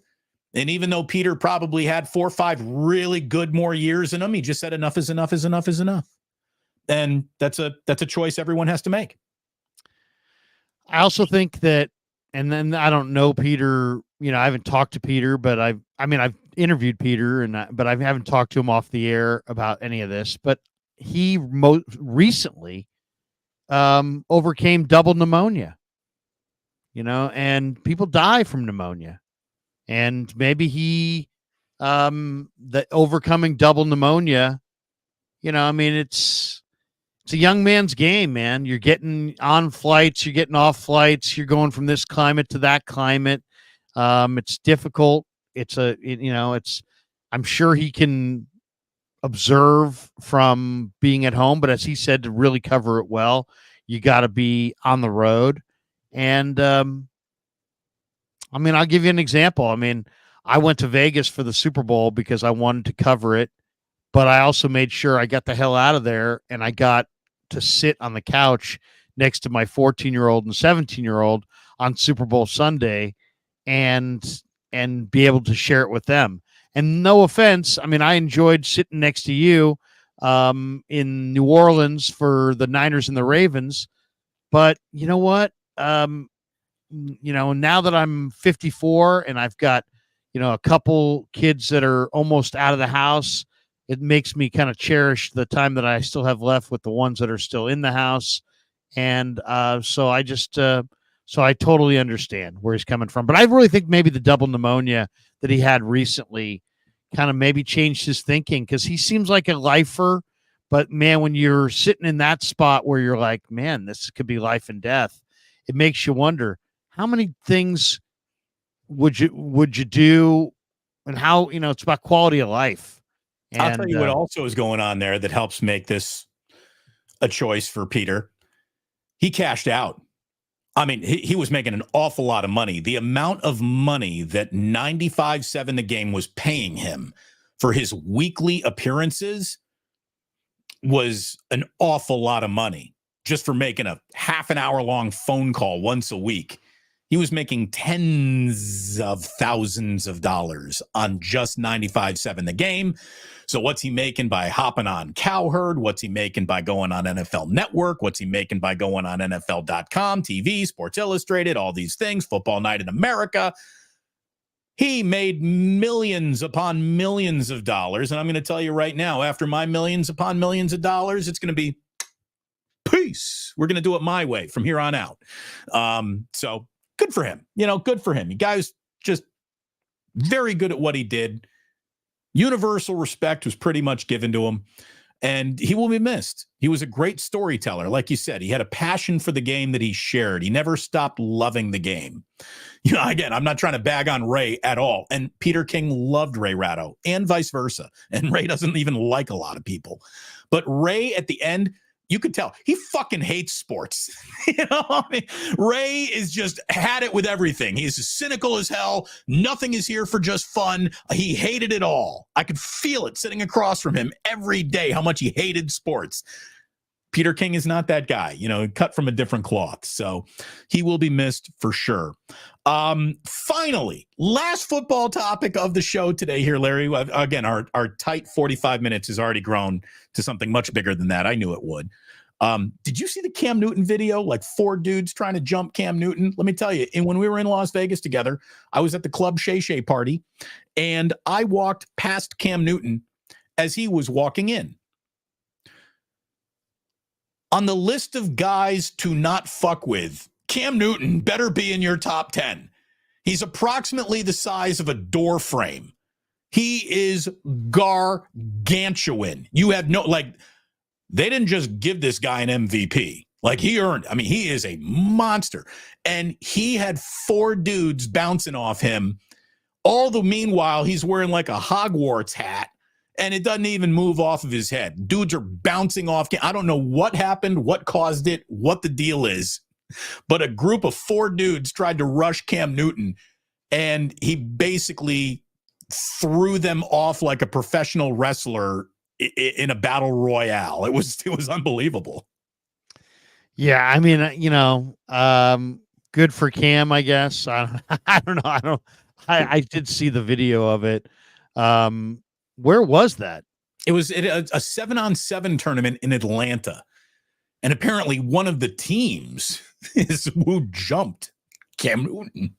I don't know why. I don't know how. I don't have any background on it. But having just shared personal space with Cam Newton, and somebody is saying here, Caveman says, size is nothing when fighting. Yeah, bullshit. Okay. Size and weight absolutely matter when fighting. It's not the end all be all. There's an awful lot of damage that can be wrapped up in small packages. You put the same skill that you have in a small package in a bigger package, it doesn't become less dangerous. Okay. Like Cam Newton is the walking definition of he big. He's also his moment in the sun in the NFL was when he made a business decision not to fall in a fumble at his feet because he didn't want to get hurt. I mean, so, I don't know. Would say it's more of his MVP season than that, but okay. It was the same season, actually. It was the Super Bowl. That was the same season. But I mean, I don't know. I mean, I hate to see mayhem in front of children. It seemed like there were a bunch of children standing around there. It's like that's scarring to them to see that. But if somebody wants to take some shots on Cam, you know what? God bless him. Yeah, it's that. I don't have any warmth for Cam because Cam, I think, is a hater. At his core, he's a hater. And he hated Brock Purdy. I mean, that's the thing. Well, it's I don't even think he hated Brock Purdy. I just think I think he stepped into a conversation. He's a hater in that he wants the money that Shannon Sharp is getting. He wants that money, and he's trying desperately to shortcut his way to that money. You don't name all of the Fox and ESPN hiring people if you don't have an ulterior motive for making outlandish statements. You're trying desperately to get on one of those Fox or ESPN morning shows. That's why who all the hiring people are. Right. Well, you can feel that he knows that the spotlight isn't on him. He tried to swing it around back to him. I think he wasn't nearly as mentally prepared for a level of public backlash that his entry into the hot take business generated for him. He got incredibly defensive. The whole thing did sort of blow up in his face a little bit. Yet at the same time, here we are talking about Cam Newton. So, maybe he even arranged the jumping of the 4 dudes. Who the hell knows? But either way, it was quite a little video that popped up on the timeline this weekend. Real quickly, because we are, a Bay Area sports show, at least that's where we're based out here in San Francisco. The Warriors got dropped by the Nuggets last night, Larry, and along the way, Nikola Jokic just put together one of the single greatest basketball games you'll ever watch in your entire life. He had 32 points, 16 rebounds, 16 assists. The only 2 other guys who have ever done that in any NBA game, regular season, postseason, any professional basketball game ever. Oscar Robertson did it twice. James Harden did it once. And Jokic did it last night against the Warriors, where Klay Thompson, he came out with 23 points off the bench in the first half, and he finished the night with 23 points. So got half a game out of Klay. They needed a whole game out of Klay. And the Warriors got blown off the court in the fourth quarter when they scored, I believe, they did 16 points in the fourth quarter. That's not good. They've lost 7 times this season in games where they've had a 15-point lead. The only other team in the NBA with that many losses, up 15, is the rebuilding with the number 1 overall pick of last year's draft, San Antonio Spurs. So, I love that Draymond is saying, yeah, we're feeling frisky and we are playing well and our efficiencies are going up since I've returned. And he's right about all of that. They're nowhere they're not even in the weight class of the Denver Nuggets. And that's been proven with the Nuggets winning 10 out of 11 and sweeping the season series this year. Yeah, I mean, these people that were saying that the Warriors could win the title, I mean, my God, dude, check yourself into drug testing. I mean, my God. Well, I mean, the Warriors had a nice little couple games, and all of a sudden they can win the title? Win the title? I mean, come on. What are we talking about? Denver's entire team is like in their prime, and you're going to somehow win the title? Steph was bad last night, by the way. He was 1 for 10 from beyond the arc. Yeah, dude, in order for them to even reach the 6th seed, and this is the thumbnail that I created for the 11 o'clock show, is that Steph basically needs to be a basketball Jedi from here on out. He's going to have to Obi-Wan Kenobi this entire team to the 6th seed if he's able to even do that. And I don't know if he can do it all by himself. He's got a little bit of help, that's for sure. Draymond's playing better. Hopefully Clay is finding his own level of who he is now in this league by being moved to the bench, and we'll see if he stays there or not. Pajemski is a good squabbler. I like Trace Jackson-Davis, obviously. Kuminga's coming into his own. There is a better Warrior basketball team today than there was a month ago, 2 months ago. But a title contender? I mean, get out of here. It's calm down. They're not winning anything. They may be able to pull an upset if they get the right team in the playoffs, but they're not. They'll be checking out. They'll be a second round checkout team for sure. They're probably going to check out the first round, but they may pull an upset, make it into the playoffs. I mean, can we be totally honest here? There's a very good chance that they're not. So they had 29 games remaining after the All-Star break. They got to go like 20-9 to really be thinking anything about a 6 seed. But they can make the play-in. They're in the play-in. They're in the play-in right now, and they could beat the Pelicans in the play-in, or the Lakers or the Mavericks. I think it's possible. They might be able to upset somebody in the first round, right? But it won't be Denver. Can I give you a dose of reality that you don't want? Sure. Warrior fans don't want to hear this. The Warriors are now 3-15 this season against teams on a 50-win pace.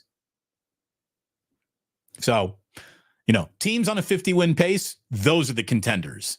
The teams that are 3-15 against teams on a 50-win pace are by definition not the contenders. So we'll see what the Warriors do. I mean, if they go straight nuclear perfect between now and the end of the year, they might be a 6 seed. Go ahead and look at the amount of losses in any of their championship years. They've already broached that. I mean, this is not a team that looks like it's about to win a title. Having said all of that, Steve Kerr has an extension, making him the highest paid coach in basketball. I don't have a problem with that. I think Steve is the best thing that has happened to the Warriors, not named Steph Curry or Joe Lacob. The interesting thing about the extension, though, Larry, is that it ties him directly to Steph Curry's timeline. And I do think that when one is done, the other will be done too. Highest paid coach in the league. Yep. Yeah. Good for Kerr. He's 501 and 264 in the regular season, 99 and 41 in the playoffs. So he's got a 650 win percentage, 655 win percentage in the regular season. He's got a 707 win percentage in the playoffs. He's won 4 titles. He's made 6 finals appearances. The guy's a good coach. What I like about Kerr the most is that he brings the whole team along. Last year was his worst year easily. But I as a bench player, he understands, and he's played with superstars. He's played with the greatest. But he also understands the importance of bringing the entire group along from A to B. And that's the thing about the NBA. I mean, you could make an argument that the Warriors' last title was an example of they stayed together. Everybody else that was in the championship discussion kind of fractured along the way, and they were the last man standing. And who knows, they may be able to get one more ring on that same kind of let's keep everybody pulling the rope in the right direction. But good for, it was a great hire. Imagine if Steve Kerr, instead of taking the Warrior gig, had taken the Knicks gig. That's the thing. I mean, that was the other thing. I don't know if you saw that, but Mad Dog said that he's talking about Curry the other day. He's like, he's a nice little shooter. I mean, it's like talk about a hypocrite. If that guy had played, if Steph Curry had played the balance of his career at MSG and had Chris would be sitting there bowing that this is the greatest player that has ever walked the face of the earth. Well, a nice little shooter becomes the single greatest shooter in the history of the sport real quickly for Chris in that moment. I mean, I love Chris, but I mean, if Steph had played in New York, the level of the love for him, he would be like the greatest player in the history of the league by far. And instead, it's like, he's a nice little shooter.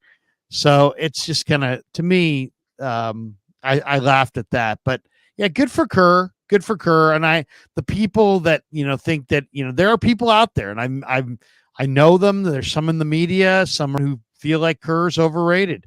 I get that, but I really believe that his approach of kind of bringing everybody along from A to B is a major key to his greatness.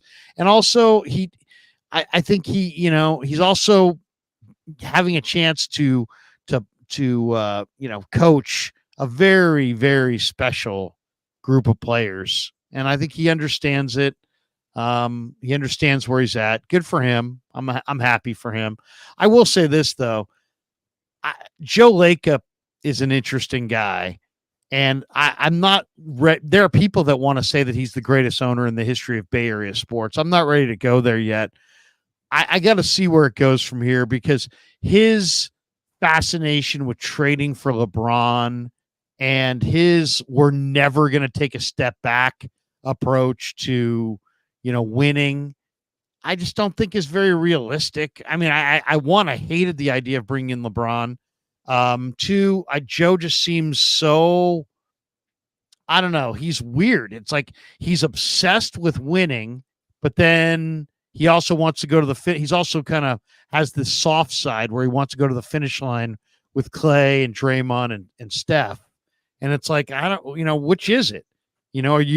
I don't know. It's like, it's almost like the two sides of Joe Lacob are going to fight each other at some point, because he loves the idea of going to the finish line with these guys, but then going to the finish line with these guys almost guarantees that you won't win a title for a long period of time. And he seems so intent on winning a title, another title, that, I don't know. I'm not sure what to say about Joe. I feel like he's showing his youth as an owner by wanting two things that really don't align. He wants to go to the finish line and be this nice guy, but then he also doesn't want to take any steps back, and he wants to contend for a title, and he talks in huge statements about doing such. And I don't know. I don't think you can do both. So I'm really eager to see what the next 5 to 10 years of his ownership look like. I agree with an awful lot of what you just said. Joe Lacob is the perfect sports owner. He's perfect.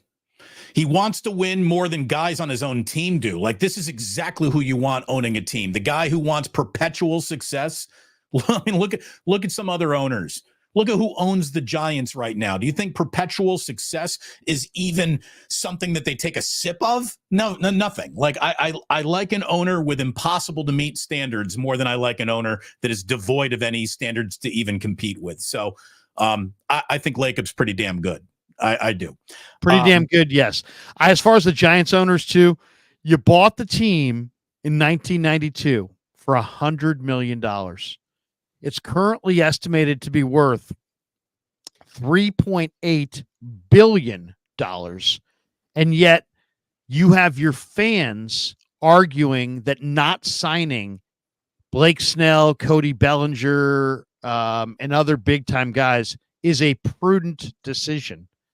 That's how wrapped up some Giants fans are in the Giants and their desire to kind of like be positive at every turn.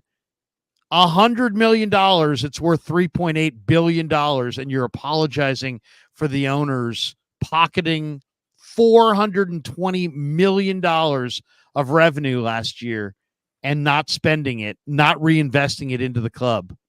And Well, it's like, you want to call yourself a smart fan, but you're gonna give the owners of the team license to pocket money when they've already made more money than anybody ever has in the history of San Francisco real estate. I mean, it just kind of shows that the Giant fan is in a lot of ways is disconnected from reality. And it's like it's like the old saying, those who shit on you aren't necessarily your enemies, and those who take shit off your back aren't necessarily your friends. It's like, it's like they don't understand that they're apologizing for a group of people they should not be apologizing for. Well, look, I actually think that they dodged a little bit of a bullet on Cody Bellinger. Bellinger is going to play better at Wrigley Field than he would at AT&T Park or whatever the fuck they call it now. But they could have had Reese Hoskins, and they could have had everybody else. And here's the thing. So your offense is going to be terrible, officially limping to the finish line of all 9 innings that you play. Like if anytime the Giants score more than 6 runs should be cause for a celebration at China Basin. There are all-star caliber pitchers out there, starting with Blake Snell, who is available today. Anyone can sign Blake Snell today. Anyone can sign Jordan Montgomery today. Anyone can sign, Hyunjin Ryu today. You can sign Mike Clevenger today. Shit, you could go out and get Brandon Belt today. Do something more. The fact that Farhan is looking at his team and going, my team's on the field with this level of talent still available is a major disconnect between the reality of the league and this team's position in it. And Farhan's ultimate failure, even as we are frustrated by a lack of free agency and a big name showing up, Farhan's failure is in this farm system more than it is in free agency. No doubt. They have the lowest rated farm system in the NL West. James Wilson is saying we got Bill Belichick 100, 100, 100, 100. I'm going to Twitter right now to check that out. Hold on here. What is it, Schefter? I don't know, but I don't see it, so I don't. Hold on, Larry. Well, I'll trust in you.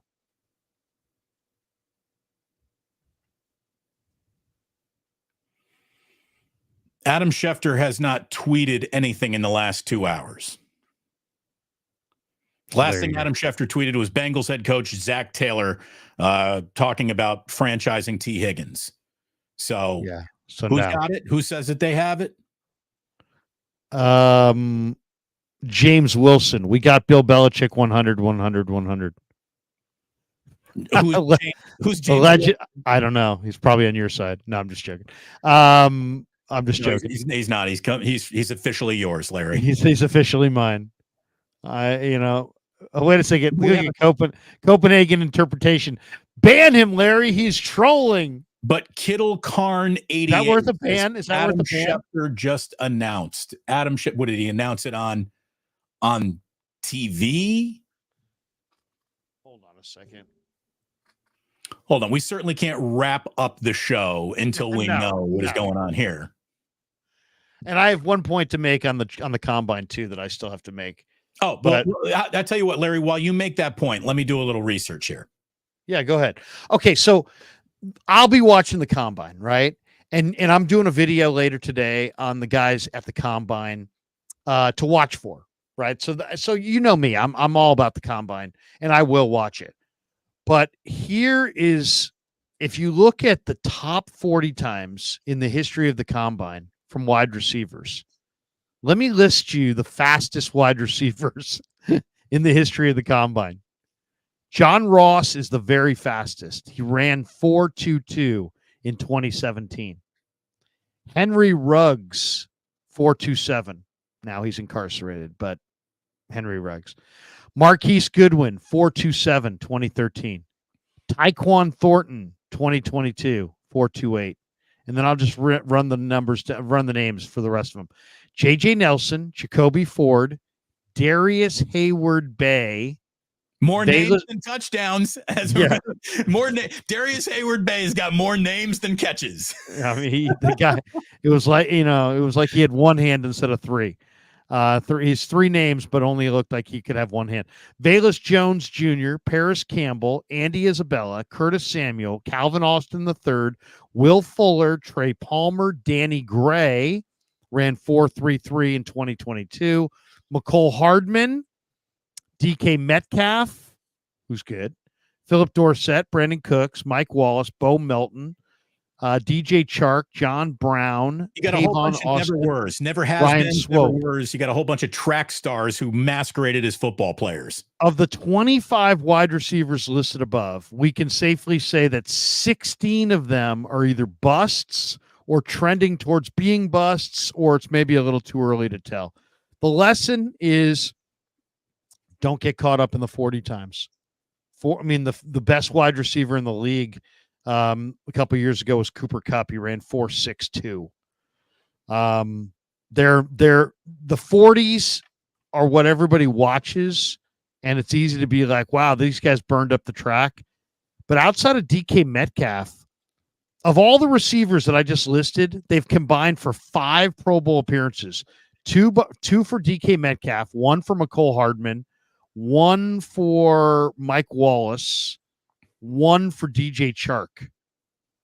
And Hardman made his Pro Bowl as a returner in his rookie season, not as a receiver. So all I'm saying is, and believe me, I'm an advocate for speed kills. And if you ask Shanahan, I've asked him this question 10 times. He really believes that these burners who run the top off of the defense, who stretch the field, are vitally important to him as a play caller, because they create space. What's that? And yet he doesn't get Danny Gray on the field, or Gray is hurt, whatever. Right. He can't get on the field. 40 times matter. 40 times in wide receivers and in cornerbacks, probably overrated. 40 times among linebackers and offensive linemen do matter. Definitely linebackers. Yeah, because there is a level of speed required at those positions now to either get out and make the block, or to beat the block, or to run with your running back and get the right angle on tight ends. That's where I think 40 times matter. They get over-exaggerated in importance of wide receivers and in corners. No doubt. So it just kind of goes to show that, will I watch the combine? Hell yeah, I'll watch the combine. I am doing a video on it later this morning, guys to watch for, and it will be a decent video. But just remember that the 40 time doesn't mean everything. And in some cases, doesn't mean anything. We should get t-shirts made. It'll be a decent video. It'll be a decent video. It'll be a decent video. What do you guys think of Wake Up with Damon Larry? It's a decent video. They'll make some decent videos out of that live stream. Thank you very much for tuning in to what we hope you agree was a decent video. If you thought it was a decent video today, how about a like?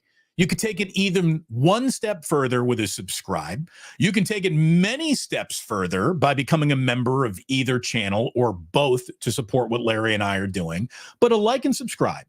A like and subscribe would be absolutely lovely, if you would, please. Thank you very, very much. Larry, I see we did get a couple of super chats in here today. So we do, but we also have this one from Steve Cass. It's not a super, but he says the Nesson Network, which is the New England Sports Network, says the Nesson Network YouTube video stated that Bill Belichick was spotted with John Lynch in a deep conversation. When? Is Bill part of the Niners? He was spotted with John Lynch. When did the conversation happen? Is that old footage? I need to know more about this Nesson video that people are looking at. Okay. Wait a second. We got more chats that make me laugh. All right, we'll get to all of them right here. Here we go. We'll go right down the list in the order they came. This one, Loner Incognito. Please, no internal hire. Might as well bring back Jim Tomsula, but would not mind Vrabel. that story about Vrabel being too physically imposing. I mean, is there any bigger joke than that? Well, at what point are you in the wrong business if physical intimidation is a part of your hiring process? It doesn't make a lot of sense. It's like saying, I really am into auto racing. I just don't like when people drive fast. Exactly.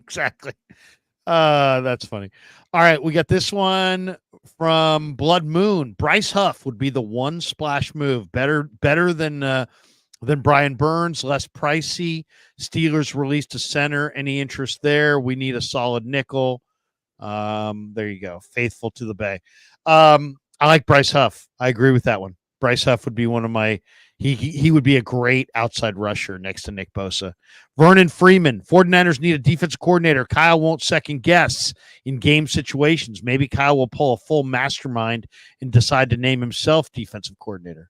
And that would not be good. That would not be good. Again, Kyle needs to take one thing off his plate, and the entire defense comes off your plate if Bill Belichick is the hire. So do that.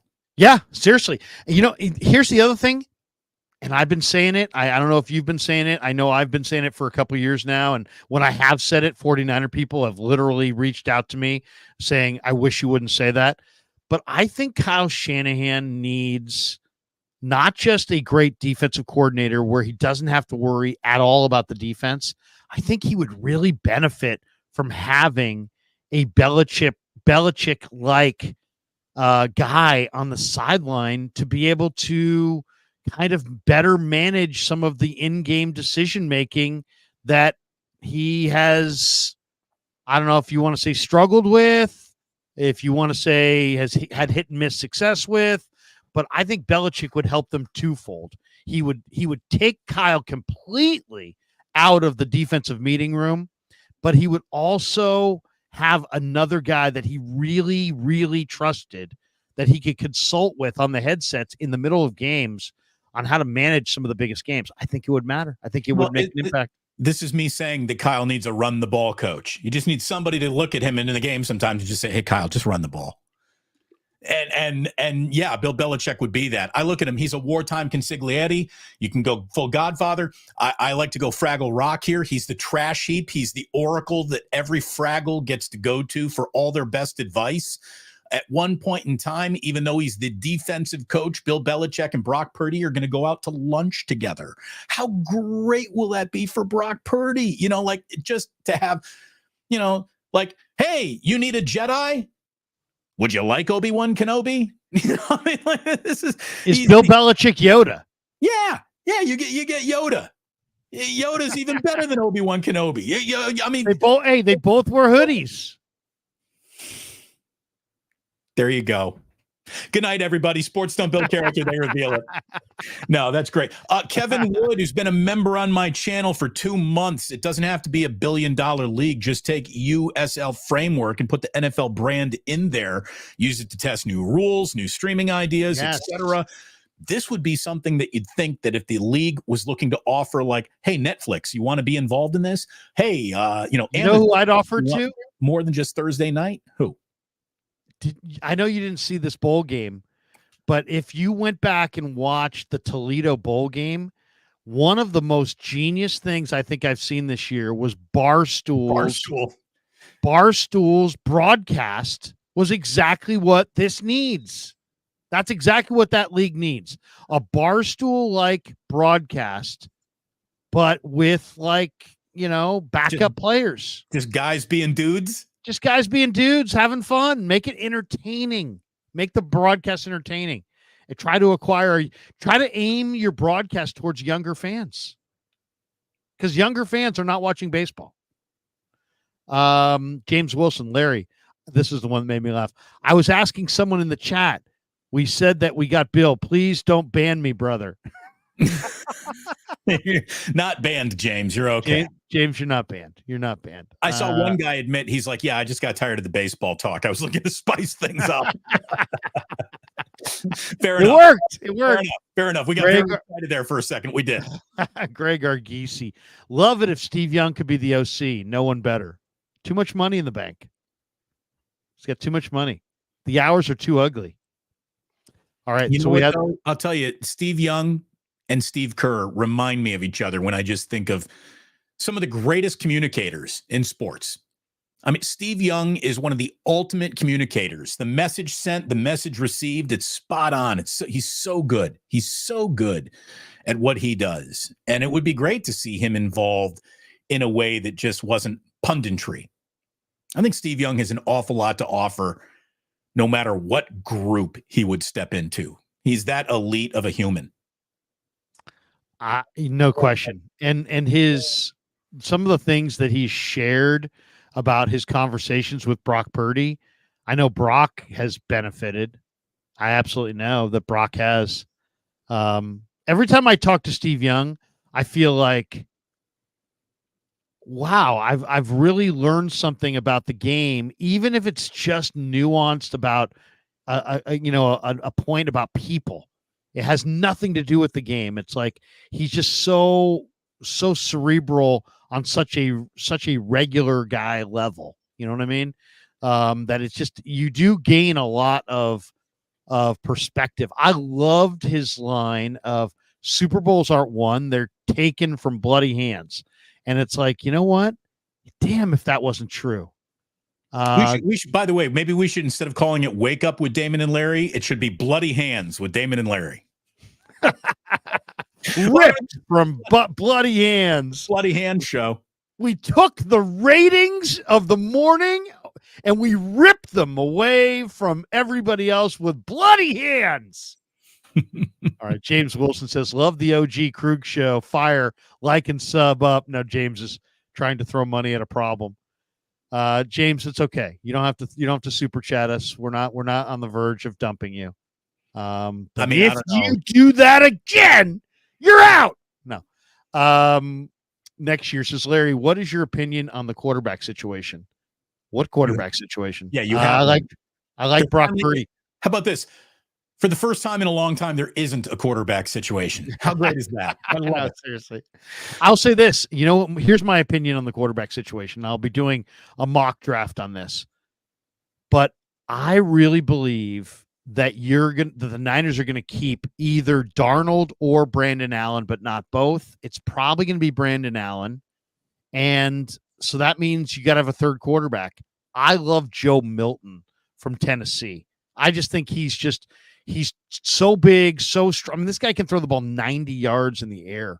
And I'll tell you right now, he's got a torn ACL, or he had one last year, so I might be interested there. Seriously. You always like the guy with the who can throw it 90 yards. Here's my question: can he throw it to a meat cheese on Union Street? Can he throw it? Can he throw it from Levi's to a meat cheese on Union Street? Throw it in the trunk of the Miata. Can he put it in the Miata? Can you hit the tight window? It's a small car. It's got a very small trunk. It's a small window, Krug. You're so cute with your quarterbacks and your mock drafts. Eric Shun, after we signed Bill Belichick as the DC, we signed Tom Brady as the quarterback. Oh my God. Done. Next year says Damon or Larry, what is your opinion on the quarterback? We just gave it to you. There isn't one. Digital Drew, who's always good, says Damon, I don't like that we look alike. No idea why. It just bothers me. LOL. I feel sorry for you too. Sorry, you're going gray quickly. That's the thing. People think I'm older than you, Larry. I said that I was born in 75, and people are like, "What? You're younger than Larry?" This is. It's a very distinguished beard. Older than it looks. And we started, by the way, older than I am. Have you, since you mentioned this at the beginning of the show, we can come full circle. Did you see in the new season of Curb Your Enthusiasm, Jeff has dyed his hair? Yes. And did you see the lawn jockey? And they tried to, they broke the lawn jockey, and it was a black lawn jockey. And instead they tried to get one, but they could only find a white one. And then they darkened his face. And then in the heat of Atlanta, the lawn jockey the paint starts coming off, and you can see Jeff's hair's paint coming down. I mean, it's just an awesome show. Well, and it's An also incredible show. they're totally mocking like Rudy Giuliani for the running press conference thing. Right. It's just, yeah. No, the show is happening on. There's 3-dimensional chess being played in every single Curb Your Enthusiasm episode this season so far. It's been great. Last night's episode was hysterical too. I just love Susie. That's like my favorite character. That's Jeff's wife. And I love the way she talks when she's happy with Larry and when she's pissed at Larry. Yeah. When she likes him, she's like, "Hey, Lar. Hey, how you doing, Lar?" With this very New York kind of, "Hey, Lar." And then, "You fucking idiots. you morons. Larry, get out of here, Larry." She hates Larry. When she hates Larry, the way she says his name is just awesome. Get my Theragun off your balls, Larry. Right. By the way, she got a dog. Jillian got you jerks, you assholes thought that my dog was eaten by a coyote and you kept playing golf. Remember that? Did you see that? What can we do? He didn't come and check on me. It was hysterical. But by the way, a couple of birthdays ago, Jillian got me a Theragun. Oh my God. That thing is part of the reason why I'm still alive. I'm going to be honest with you. The Theragun is incredible. Get yourself a Theragun. If you are aching, if you got pains, if you need a massage and don't have anybody to work on you, get yourself a Theragun. It's like $300 and it's the best three. How about this? You can afford like 2 60-minute long massages for the price of a Theragun, or have something that can massage you better than any masseuse for the rest of your life. Get a Theragun. Maybe we can get them as a sponsor, Larry. There we go. We told everyone the show would be 45 minutes long. We've just eclipsed 2 hours. All right. Digital Drew says, every time I hear bulkier the razor, I have to go. LOL. Rakib Jumani, looking forward to you guys getting me through the football offseason. Exactly. We will be here for 45 minutes. Or plus 2 hours. Plus 45 minutes. Plus Monday, 15 minutes. Monday, Wednesday, and Friday, beginning on Monday of next week. Again, Plus Mania 3, which will be attended by Lawrence Kruger himself, is at the Halfway Club, 4 o'clock Sunday, March 3rd. Come on out, drink with good, like-minded sports fans. Enjoy yourself. My buddy's new bar is awesome. You will like it. It's in the locals only part of San Francisco, out here on Geneva, Crocker, Amazon. You got to be from San Francisco to go to this bar. No tourists. So we hope that you are there. Thank you very, very much for tuning in. And hopefully everyone has as many ACLs at the end of this show as they did in the beginning. One last note. I'm at 39,609 subs. Help me get to 40,000, hopefully by later today. I also want to say, when I was in the 6th grade, I was playing a baseball game at Crocker, Amazon, and a buddy of mine, Wayman Strickland, who would go on to be a great athlete at Reardon High School, which backs up to Damon's house, took me over the fence at Crocker, Amazon in the 6th grade. In the 6th grade, he parked one over the fence. It was like high school. It was like a high school dimension for that field too. And I threw it as hard as I could because we were buddies as kids. And he swung as hard as he could. And he hit a Titanic bomb off me at Crocker, Amazon in the 6th grade. And as you can tell, I'm still not over it. And by the way, Larry, since you did bring up Reardon, let's just say deep condolences to our friend Joe Shasky, Butcher Boy. He just had his father pass away last week. Funerals later this week. And he is a great San Franciscan. Papa Shasky was. So little love to Joe. Very, very sad that he lost his father. It's something that both you and I have been through. So we know it's powerful medicine. We wish Joe and his family the very, very best. Yeah, absolutely. I can't say anything better than that. Joe, we're thinking of you. You're in our prayers. And on that note, we'll call it quits on this show. Tune into Damon's channel. Tune into mine. Thanks for supporting Wake Up, and have a great rest of your day. Peace.